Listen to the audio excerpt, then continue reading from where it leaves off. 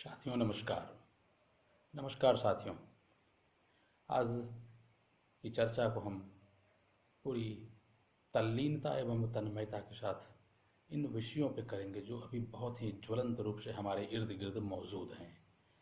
साथियों, हम बहुत समय नहीं लेंगे और कम से कम समय में इस चर्चा को सारगर्भित, तथ्यपरक और उद्देश्यपरक रखने की पूरी कोशिश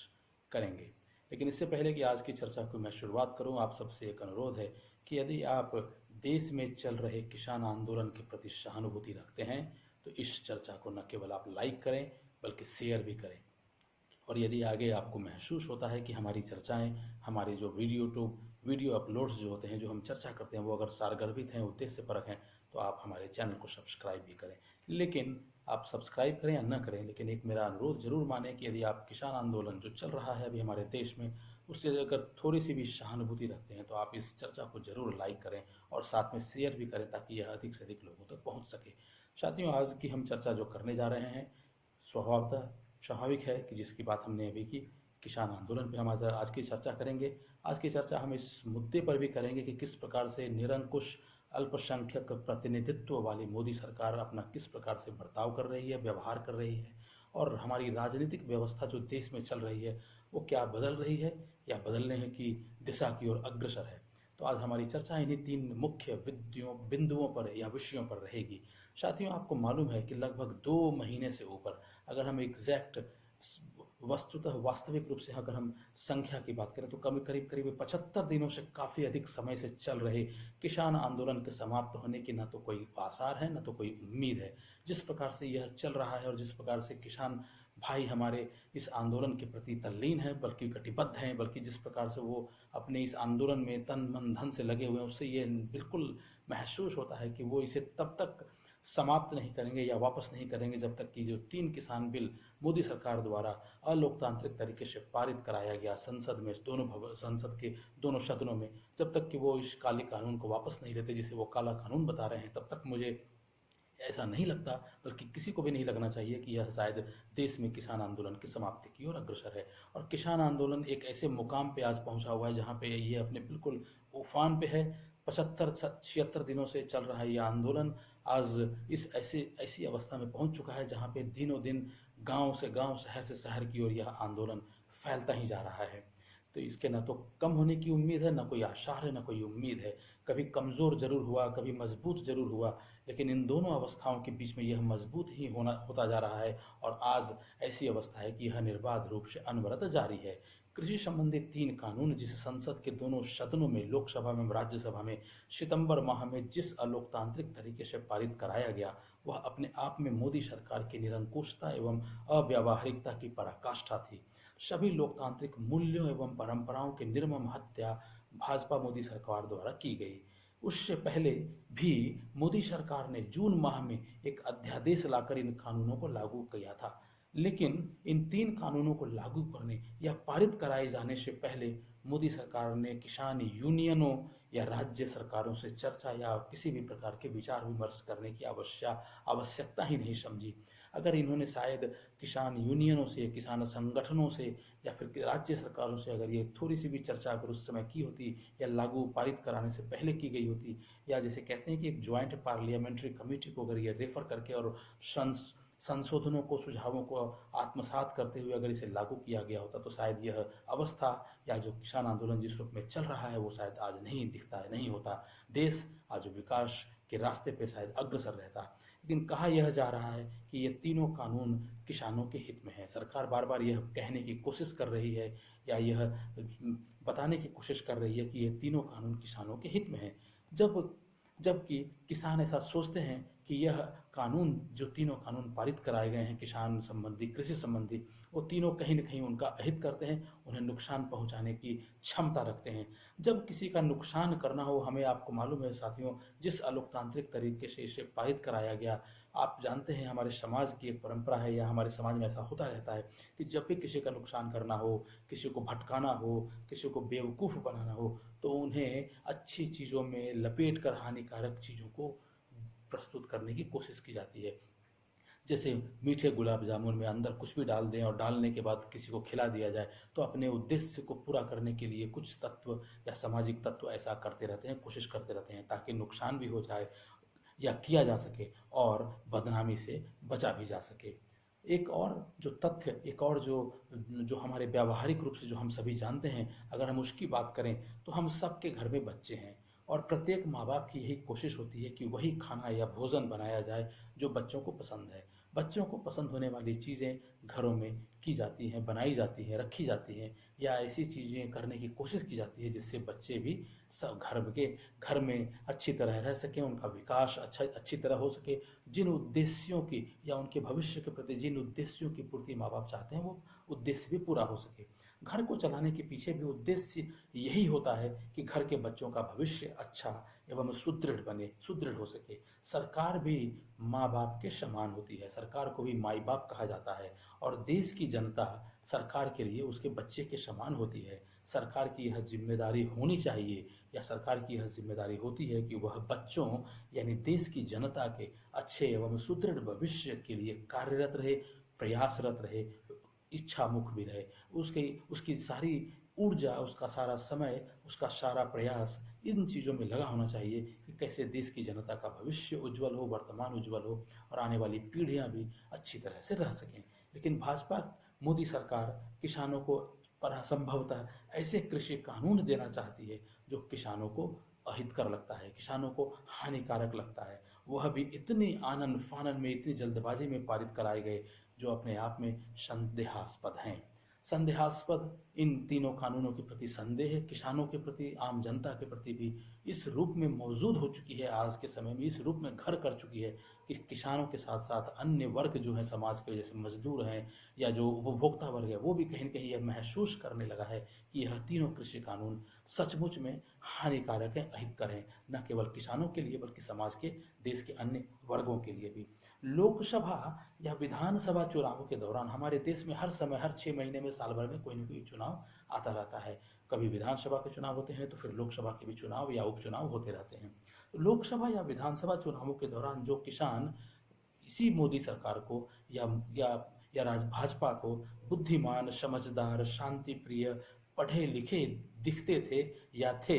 वही किसान आज किसान आंदोलन के दौरान सरकार को बेवकूफ़, अनपढ़ और हिंसात्मक लग रहे हैं। निरंकुश मोदी सरकार एवं गोदी मीडिया को किसान आज आतंकवादी, खालिस्तानी, चीन पाकिस्तान के इशारे पर भटके हुए लगते हैं। जो जनता या किसान चुनाव के दौरान वोट देते समय खालिस्तानी नहीं होती है, आतंकवादी नहीं होती है, चीन और पाकिस्तान के इशारे पर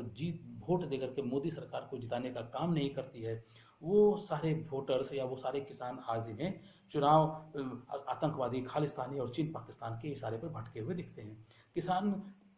जो जनता या किसान चुनाव के दौरान वोट देते समय समझदार एवं बुद्धिमान है, जिस सरकार को वह चुनती है, वही किसान कृषि कानूनों के संदर्भ में अनपढ़ है, वही चुनी हुई सरकार भी किसानों को बेवकूफ़ एवं बुद्धिहीन समझती है। मोदी सरकार ने जब चुनावों के दौरान, लोकसभा चुनावों के दौरान इन किसानों को कभी ये नहीं कहा कि आप भटके हुए लगते हो, आप मुझे वोट नहीं देना, आप वोट देकर मुझे नहीं जिताना, या आप अगर मुझे वोट देकर जिताते हो तो आप अनपढ़ नहीं हो, आप बेवकूफ़ नहीं हो, आप समझदार या असमझदार नहीं हो, ऐसा नहीं है, ऐसा नहीं लगता है। इस तरह की संज्ञा से कभी वो चुनावों के दौरान इन्हीं किसान को या सब देश के अन्य वर्गों को कभी संबोधित नहीं करते। और वही किसान या वही वर्ग जो इनको चुनाव में वोट देकर सत्ता में लाता है, उस समय वह बुद्धिमान होता है, उस समय वह समझदार होता है। और वही किसान जिन्होंने इन्हें आज सत्ता में लाकर कुर्सी पर बैठा रखा है, उसी को आज यह खालिस्तानी, आतंकवादी, चीन और पाकिस्तान के इशारे पर भटके हुए या उनके इशारे पर नाचने वाले इनको देशद्रोही लगते हैं। इन संबोधनों के कारण भी मुझे लगता है या ऐसा महसूस होता है कि किसानों का आंदोलन और ताकतवर होता जा रहा है। समाज के, देश के अन्य वर्ग को भी ऐसा लगने लगा है कि यह मोदी सरकार, भाजपा की मोदी सरकार जो है वो केवल मुद्दों से भटकाने में ही ज़्यादा समय व्यतीत करती है। इनके पास देश की समस्याओं का न तो कोई समाधान है, न देश की समस्याओं के समाधान के प्रति ये कटिबद्ध हैं, और इनका सिर्फ और सिर्फ, केवल और केवल एक ही उद्देश्य है कि ये इनके प्रकार जितने भी प्रकार के चुनाव होते हैं, विधानसभा के, लोकसभा के उपचुनाव, जिस भी तरह के चुनाव हो, केवल उनको कैसे भी जीता जा सके। अगर इसका मैं आपको एक ज्वलंत उदाहरण दूं तो बिहार के विधानसभा चुनावों को आप देखिए। 2015 में मोदी ने किस प्रकार के आश्वासनों को भुनाने की कोशिश की। बिहार के लिए आर्थिक पैकेज की बात की, स्पेशल इकोनॉमिक पैकेज की बात की, विशेष आर्थिक पैकेज की बात की। 50,000 करोड़, 60,000 करोड़, 70,000 करोड़, 1 लाख करोड़, 1.25 लाख करोड़, इस तरह से कर करके इन्होंने चुनाव जीतने की कोशिश की। चुनाव में जीते भी, सफलता भी प्राप्त हुई और 5 वर्षों तक बिहार पर शासन भी किया। लेकिन उन 5 वर्षों के दौरान 1,25,000 करोड़ में से 1 रुपए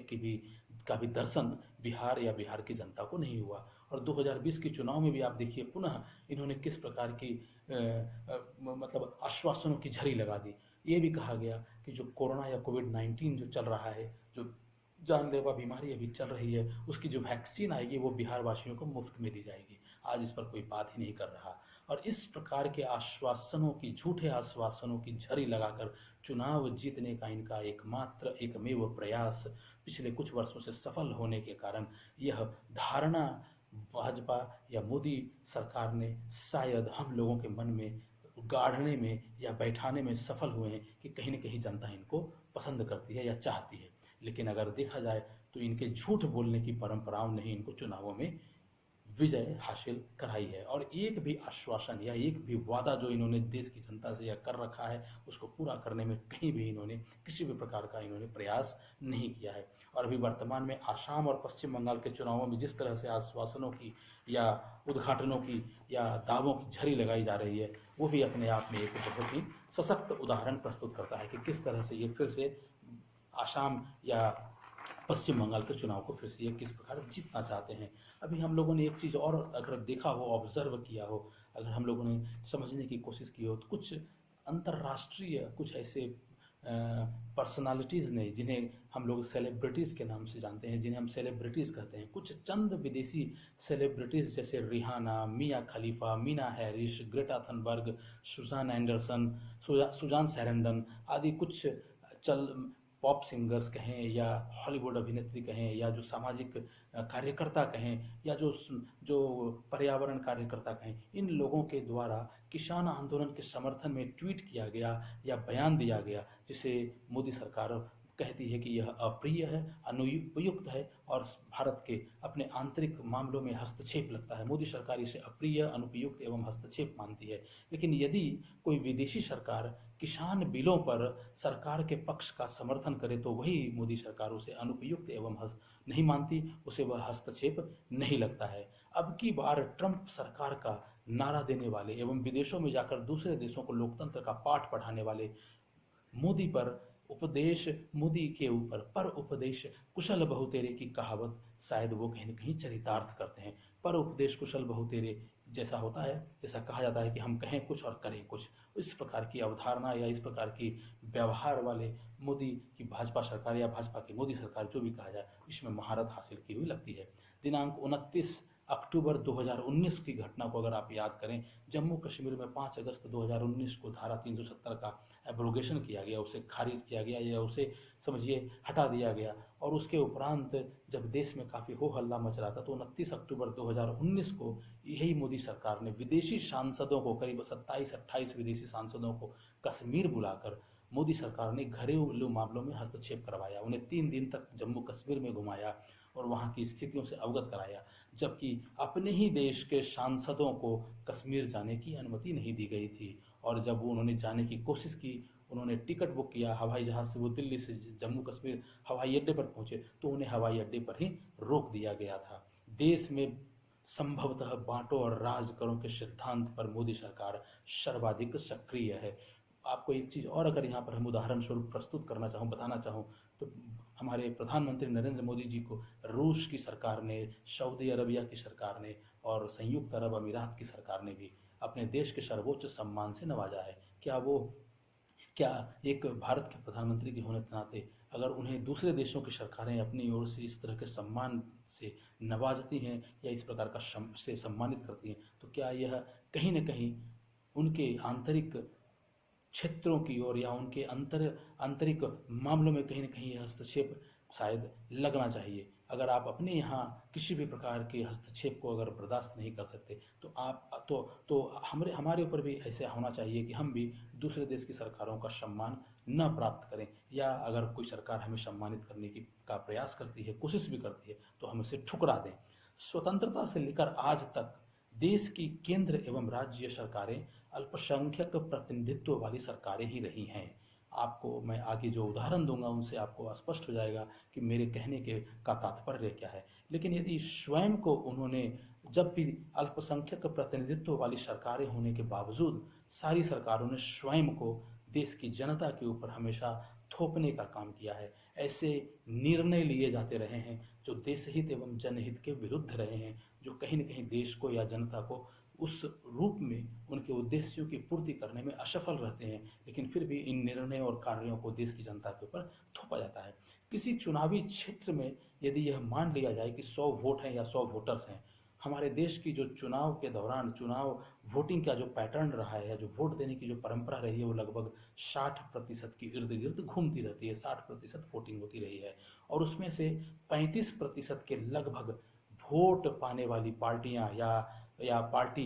पार्टियां सरकार बनाती रही हैं। यदि इस समीकरण को समझने की कोशिश की जाए तो 100 वोटर्स में से अगर 60% वोटिंग होती है तो लगभग 60 लोगों ने वोट किया, और उन 60 लोगों में से भी 35% लोगों ने मतदान उस पार्टी के पक्ष में किया या उस पार्टी समूह के पक्ष में किया जो सरकार में है। तो अगर